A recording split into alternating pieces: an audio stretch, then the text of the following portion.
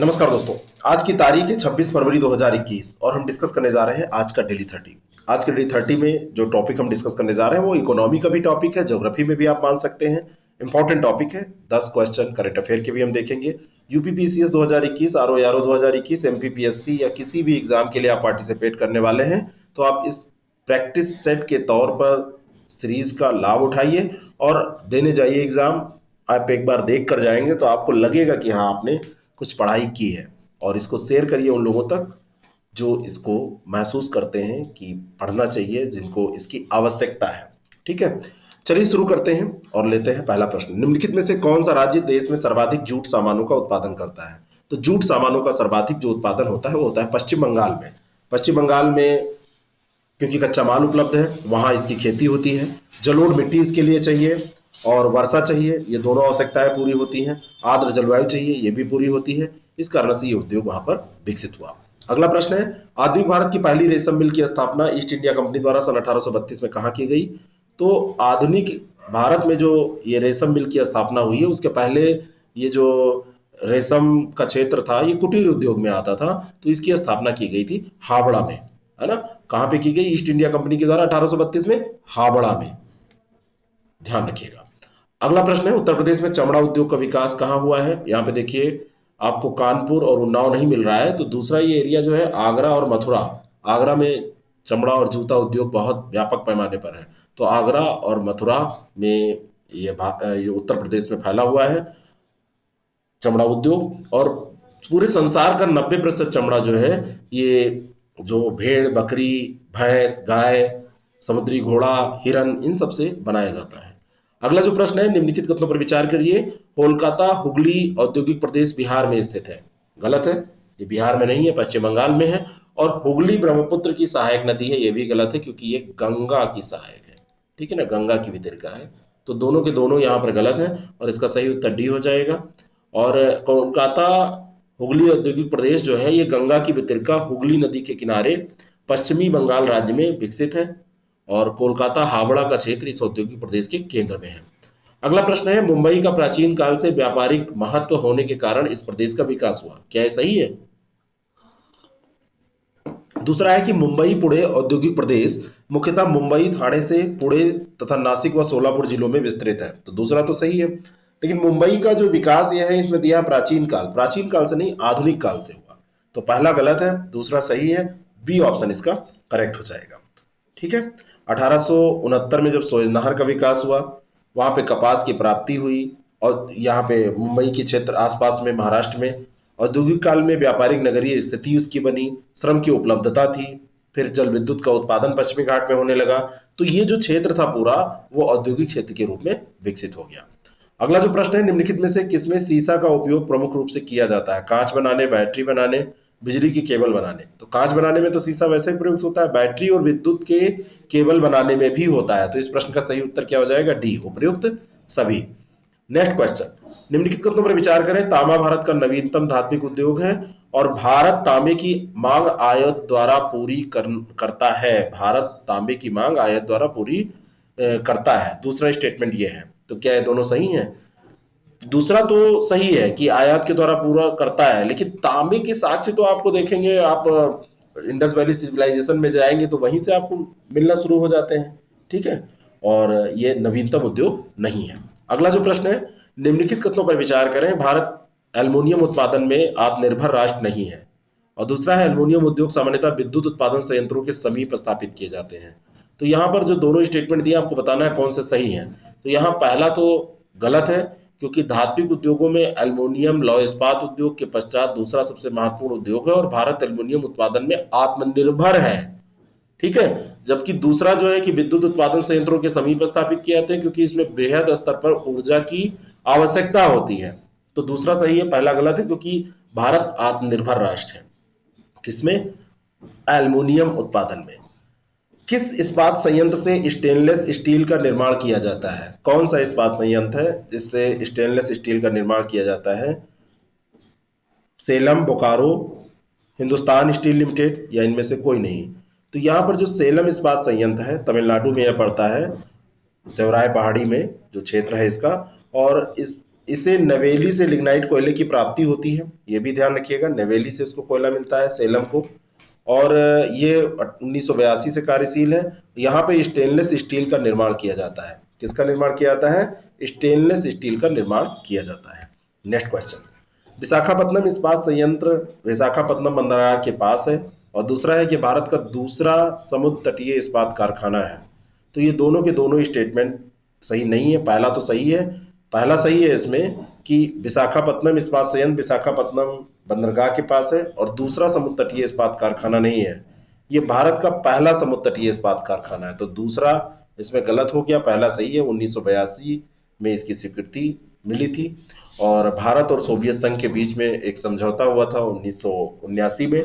तो 1979 में समझौता होता है, तो उसी के तहत इसका विकास किया गया था, development. Hindustan steel limited Durgapur की स्थापना जर्मनी के सहयोग से की गई थी। और दूसरा है कि हिंदुस्तान स्टील लिमिटेड दुर्गापुर को कोयला रानीगंज, झरिया व बराकर की खान से प्राप्त होता है। बताइए क्या ये सही है? सोचिए इस क्वेश्चन के बारे में।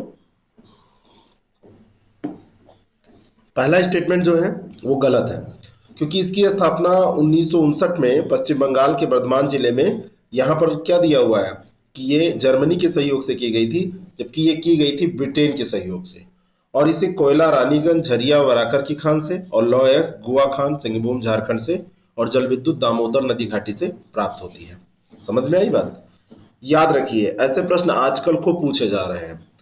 Indian iron and steel company को पत्तन सुविधा प्राप्त होती है। कहाँ से पत्तन सुविधा मिलती है? तो Indian iron and steel company को पत्तन की सुविधा कोलकाता व हल्दिया से मिलती है। इसको इसको कहते हैं शॉर्ट फॉर्म में। और जल विद्युत दामोदर घाटी से मिलती है। बाजार कोलकाता हुगली औद्योगिक प्रदेश जो है वो कार्य करता है बाजार के रूप में। और परिवहन की सुविधा राष्ट्रीय राजमार्ग 2, दक्षिणी पूर्वी रेलवे व पूर्वी रेलवे, इन सबसे प्राप्त हो जाती है। भारत में लौह इस्पात उद्योगों के विकास क्रम की शुरुआत होती है, कब से हुई थी? भारत में लौह इस्पात उद्योग कब शुरू हुआ था? तो ये शुरू हुआ था 1874 से, पश्चिम बंगाल के कुल्टी में। बंगाल आयरन वर्क्स की स्थापना 1874 में की गई थी, जो आगे चलकर बंगाल सरकार का उपक्रम बना, बराकर आयरन वर्क्स के रूप में डेवलप हुआ, इसका अधिग्रहण कर लिया गया था। तो ये 1874 में यात्रा शुरू हुई थी। अगला जो प्रश्न है, केंद्रीय रेशम उत्पादन अनुसंधान एवं प्रशिक्षण संस्थान कहाँ है? तो रेशम उत्पादन से संबंधित जो ये संस्थान है, यह है मैसूर में। उष्णकटिबंधीय रेशम उत्पादन क्षेत्र में अग्रणी अनुसंधान संस्थान है। ठीक है, तो ये ध्यान रखिएगा, मैसूर का जो संस्थान है। नेक्स्ट क्वेश्चन, छोटा नागपुर औद्योगिक प्रदेश पश्चिम बंगाल के पश्चिमी भाग, उड़ीसा के उत्तरी भाग एवं झारखंड राज्य में विस्तृत है। और दूसरा है कि रांची, धनबाद, चाईबासा, सिंदरी, हजारीबाग, बोकारो, राउरकेला, दुर्गापुर, आसनसोल, डालमिया नगर आदि इसके प्रमुख औद्योगिक केंद्र हैं। बताइए क्या इसमें सही है? ये बाबा स्टूपिड टाइप के क्वेश्चन है, नालायक टाइप के क्वेश्चन जिनको कहते हैं। मतलब ये इतना ज्यादा इंफॉर्मेशन एक क्वेश्चन में पूछना, लेकिन ये पूछा हुआ क्वेश्चन है। बात यह है कि ये क्वेश्चन पूछा हुआ है, तो पूछा हुआ है यानी कि ऐसा क्वेश्चन फिर से पूछा जा सकता है। ठीक है, तो यहां पर देखते हैं हम, दोनों के दोनों सही हैं। छोटा नागपुर औद्योगिक प्रदेश के बारे में अगर हम बात करें, तो यह प्रदेश पश्चिम बंगाल के पश्चिमी भाग, उड़ीसा के उत्तरी भाग और झारखंड राज्य में विस्तृत है।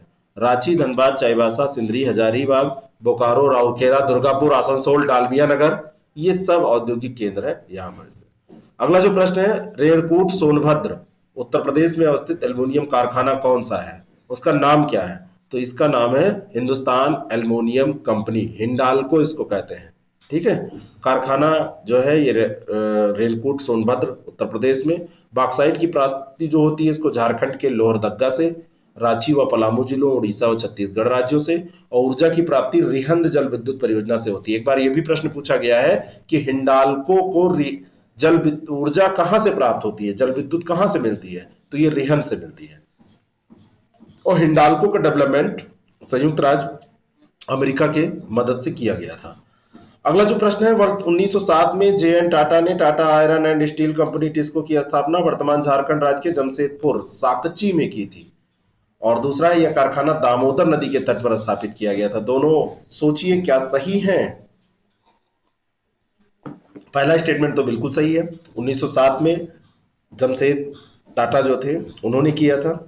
जीएन टाटा कौन थे? जमशेद टाटा ही तो हो जाएंगे कि कोई दूसरे होंगे, जरा बताइएगा अगर मैं गलत बोल रहा हूं। और ये कारखाना स्वर्णरेखा व खरगई नदी के संगम पर स्थापित है। स्वर्णरेखा और खरगई नदी के संगम पर स्थापित है, ध्यान रखिएगा। और टिस्को जो है, इसको लौह अयस्क की प्राप्ति जो होती है वो गुरु मैशानी से होती है ना, बादाम पहाड़, नोवा मुंडी, इन सब जगहों से होती है। और कोयले की प्राप्ति झरिया और पश्चिमी बोकारो से होती है। और टिस्को को जहां कोलकाता के रूप में बंदरगाह सुविधा प्राप्त है, वहीं बिहार व पूर्वी उत्तर प्रदेश से सस्ते श्रमिक की भी प्राप्ति हो जाती है। तो इसके लिए ये अनुकूल परिस्थितियां हैं। नेक्स्ट क्वेश्चन, विभिन्न धात्विक खनिजों को आधार बनाकर जो उद्योग स्थापित किए जाते हैं उन्हें क्या कहते हैं? धात्विक, अधात्विक, धातु उद्योग या इनमें से कोई नहीं? तो विभिन्न धात्विक खनिजों को अगर आधार बना के स्थापित किए जाएंगे तो वो धात्विक उद्योग हो जाएंगे, नाम से ही, परिभाषा से ही पता है। जैसे लौह इस्पात उद्योग, तांबा उद्योग, ये सब धात्विक उद्योग हैं। निम्नलिखित युग्मों में से कौन सा सही सुमेलित नहीं है? पंचवर्षीय योजना और एल्युमिनियम संयंत्र की स्थापना, द्वितीय पंचवर्षीय योजना, तृतीय पंचवर्षीय, चौथी, क्या ये सब सही है? हीराकुंड उड़ीसा में ये द्वितीय, मैटूर ये होगा, मैटूर, तो ये तृतीय, और रेलकूट में चौथी। तो ये सारे के सारे सही नहीं है। यहाँ पर ध्यान रखिएगा कि सुमेलित नहीं है पूछा जा रहा है, सुमेलित नहीं है। तो ये जो रेणकू, ये सॉरी, हाँ ठीक है, रेणकूट उत्तर प्रदेश जो है ये द्वितीय पंचवर्षीय योजना में हुआ था। यहाँ पर दिया है चौथी, ये हुआ कब था? द्वितीय में। पंचवर्षीय योजनाएं पहले चलती थी ना, तो द्वितीय पंचवर्षीय योजनाओं के अंतर्गत ये हुआ था। चौथी में कर्नाटक के बेलगांव में लगाया गया था एल्युमिनियम संयंत्र, तो ये ध्यान रखिएगा। अगला प्रश्न है, बोकारो स्टील प्लांट किस देश के सहयोग से स्थापित किया गया था? तो बोकारो जो स्टील प्लांट है ये बहुत बार पूछा गया प्रश्न है, और ये लगाया गया था बोकारो सोवियत संघ, जिसको अब रूस के नाम से जाना जाता है, उसके सहयोग से 1964 में दामोदर नदी के तट पर स्थापित किया गया था। तो इसका नदी भी दामोदर नदी, ध्यान रखिएगा, 1964 में हुआ था। और बोकारो झरिया से इसको कोयला मिलता है, और किरीबुरू से लोहा मिलता है, और दामोदर नदी घाटी परियोजना से जल विद्युत इसको मिल जाती है। चलिए अब देखते हैं आज के करंट अफेयर के प्रश्नों को। पहला प्रश्न है, आदिवासी कलाकारों द्वारा 17,000 साल पहले बनाई गई एक ऐतिहासिक पेंटिंग किस देश में पाई गई है?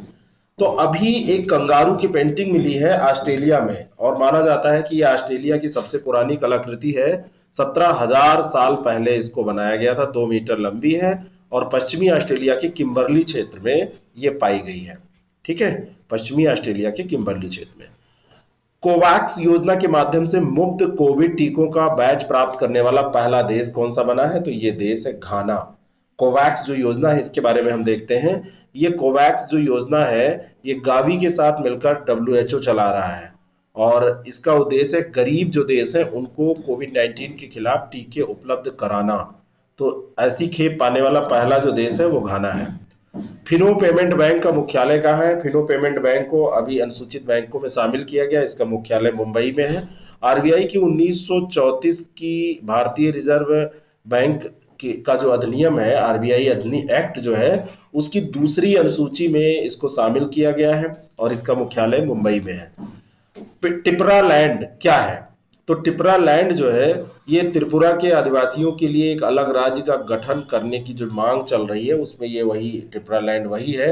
और ये जो मांग चल रही है इसमें मैं आपको बताना चाहता हूं कि पूर्वोत्तर भारत में ग्रेटर टिपरा लैंड के गठन को लेकर बहुत तेजी से मांग जो हो रही है, इसमें indigenous peoples front of Tripura द्वारा इसको किया जा रहा है, और उसका उद्देश्य है त्रिपुरा के आदिवासियों के लिए एक राज्य का गठन करना। और एक है ग्रेटर टिपरा लैंड। तो ग्रेटर टिपरा लैंड के प्रस्तावित मॉडल के त्रिपुरा जनजातीय क्षेत्र स्वायत्त जिला परिषद के बाहर स्वदेशी क्षेत्र या गांव में रहने वाले प्रत्येक आदिवासी को भी इसमें शामिल करने की बात की जा रही है। तो ग्रेटर जब हो जाएगा तो और वो बड़ा हो जाएगा।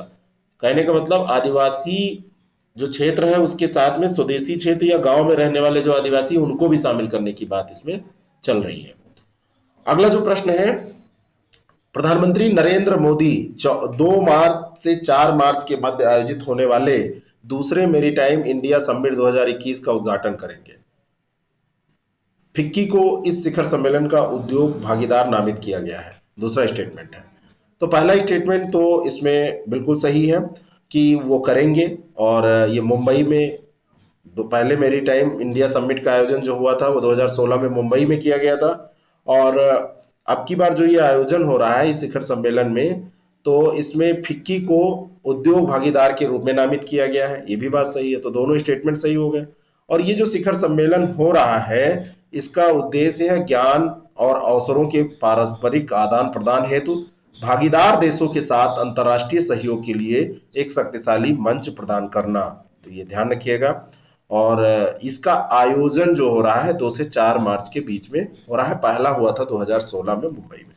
नेक्स्ट क्वेश्चन, हाल ही में किस देश की संसद ने news media and digital platforms mandatory bargaining code नामक ऐतिहासिक कानून पास किया?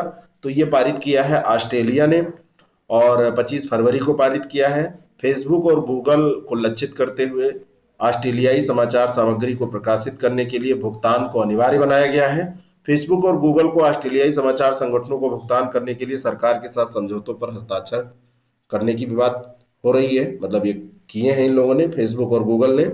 और नए नियम के तहत सख्त अनिवार्य नियमों से बचने के लिए समझौते पर हस्ताक्षर किए गए थे। मतलब ये सब फालतू बातें हैं। कुल मिला के ध्यान रखिएगा कि ये ऑस्ट्रेलिया में ये, और दूसरी बात जो है कि इसमें ये इन कंपनियों को टारगेट किया गया है। मैं आपको बताना चाहता हूं कि अगर आप यूपी पीसीएस का एग्जाम दे रहे हैं तो इस एग्जाम के लिए हमारे पास एक टेस्ट सीरीज है, और इस टेस्ट सीरीज प्रोग्राम को आप ज्वाइन करके अपना एग्जाम बेटर कर सकते हैं, अच्छा कर सकते हैं। बॉर्डर लाइन पे अगर रह जाते हैं तो 2-4 क्वेश्चन आपके बढ़ सकते हैं। और वो जो प्रोग्राम है उसके बारे में मैं थोड़ा सा आपको बता दूं, हमारी टीम की तरफ से मैसेज है। ये जो प्रोग्राम है, इस प्रोग्राम के अंतर्गत हम आपको कुल 30 टेस्ट दे रहे हैं। प्रत्येक टेस्ट 150 क्वेश्चन का होगा।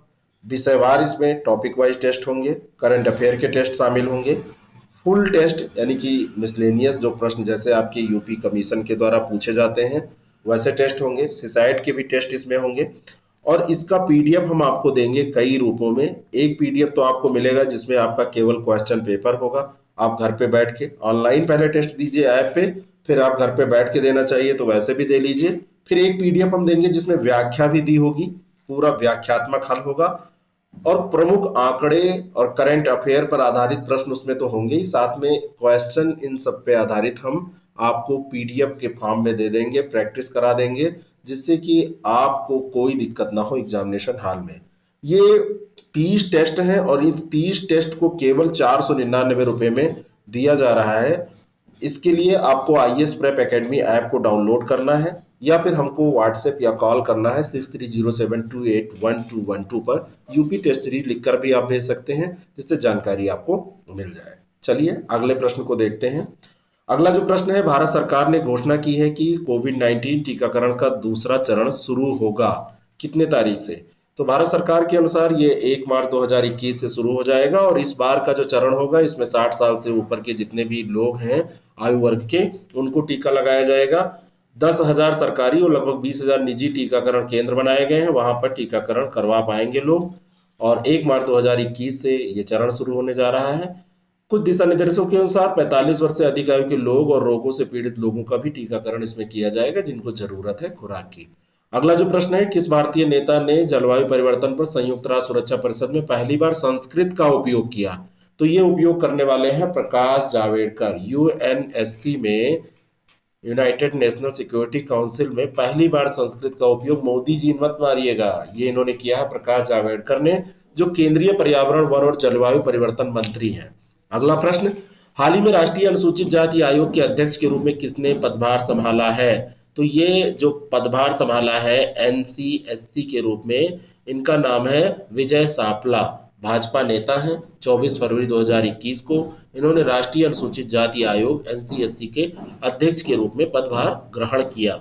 और अंतिम प्रश्न है, हाल ही में भारत और मॉरिशस ने एक व्यापार आर्थिक सहयोग और भागीदारी समझौते पर हस्ताक्षर किए हैं। और दूसरा है कि ये पहला व्यापार समझौता है जिस पर आत्मनिर्भर भारत पहल लॉन्च होने के बाद हस्ताक्षर किए गए हैं। सोच कर बताइए, भारत और मॉरिशस ने क्या ऐसा किया है सेस्पा पे? तो बिल्कुल सही है, सेस्पा पर अभी हस्ताक्षर हुआ है, आर्थिक सहयोग और भागीदारी समझौते पर। और ये किसी भी अफ्रीकी देश के साथ पहला व्यापारिक समझौता है इस तरीके का। पहले भी ये प्रश्न हम डिस्कस कर चुके हैं। मॉरिशस के प्रधानमंत्री प्रवीण जुगनाथ हैं और भारत के विदेश मंत्री एस जयशंकर, उनके बीच में ये हस्ताक्षर किए गए।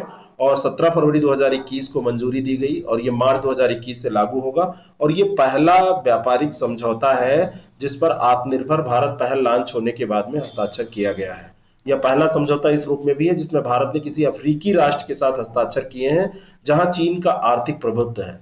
और यह समझौता चीन का मुकाबला करने के लिए भी बहुत महत्वपूर्ण है, क्योंकि चीन वहां पर अपना हस्तक्षेप करता है और अगर भारत का समझौता हो रहा है तो भारत का प्रभाव बढ़ेगा।